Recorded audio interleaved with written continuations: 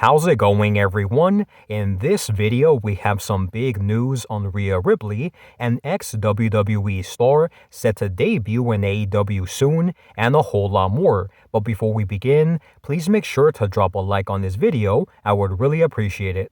Alright guys, so for our first story of today, we have some news that NXT is set to undergo a big change. So with NXT's debut on the CW just a few days away, it looks like the brand will be undergoing a massive change soon. Because if you take a look on the CW app and on YouTube TV, the next two episodes of NXT are listed with a TV14 rating, while their previous shows, which were on the USA Network, are listed as TV But it is important to note that WWE has yet to confirm the rating change for NXT to TV14. Next up, we have some news that an injured NXT star finally made their return to the ring, because after being sidelined since the 9th of January with a very bad knee injury during a recent NXT live event, Nikkita Lyons recently stepped back inside of a WWE ring after 8 months of inactivity by winning a mixed tag team match alongside Dante Chen in her return. However, right now it remains unclear when she will be officially brought back to NXT television. Next, we have some bad news for Rey Fénix and Penta El Cero Miedo, because even though many fans were under the impression that the Lucha Brothers were headed to WWE, according to Dave Meltzer of the Wrestling Observer, both Penta and Fénix are still under AEW deals and they will not be able to leave the company for WWE anytime soon, because injury time was added to their current deals. And although it was not specified just how much time was added, in regards to Penta, the belief was that AEW added a few more months to his deal, while Rey Fénix received an even longer extension. Next, we have some big news that an ex-WWE star will be making his AEW debut very soon, because following his surprising departure from WWE several weeks ago, according to Ibu of Wrestle Purists, after MVP recently made his AEW debut on Dynamite, fans should also expect to see Bobby Lashley make his much-anticipated debut for AEW in October. Moving on to our next story, we have some very unfortunate news for Rhea Ripley, because despite the fact that Rhea Ripley won't need to worry about Dominic Mysterio getting involved in her match against Liv Morgan at WWE Bad Blood, apparently her chances of winning don't look great, because according to BetOnline.com,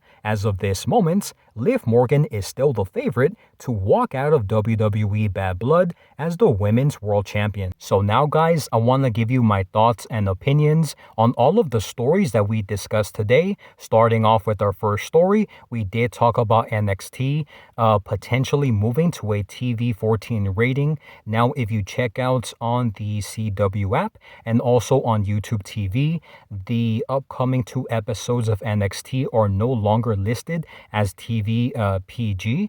If you look at the previous episodes when NXT was on the USA Network, they were listed as TV PG, but these upcoming episodes that will be on the CW are listed as TV 14. Now, in my opinion, guys, I do think that this is very interesting, and I'm not sure if this is a visual error or something like that, but I guess we'll have to wait and see if NXT will be shifting away from the PG era and moving to a TV 14 rating, which is pretty awesome if it does, in my opinion. Next, we did talk about an injured NXT star finally making their return to the ring, and that person is Nikkita Lyons, who sadly for her NXT career, she has had to deal with numerous knee injuries, ACL injuries, but it does look like Nikkita Lyons is finally back in, wrestling again, which is good news, because Nikkita Lyons,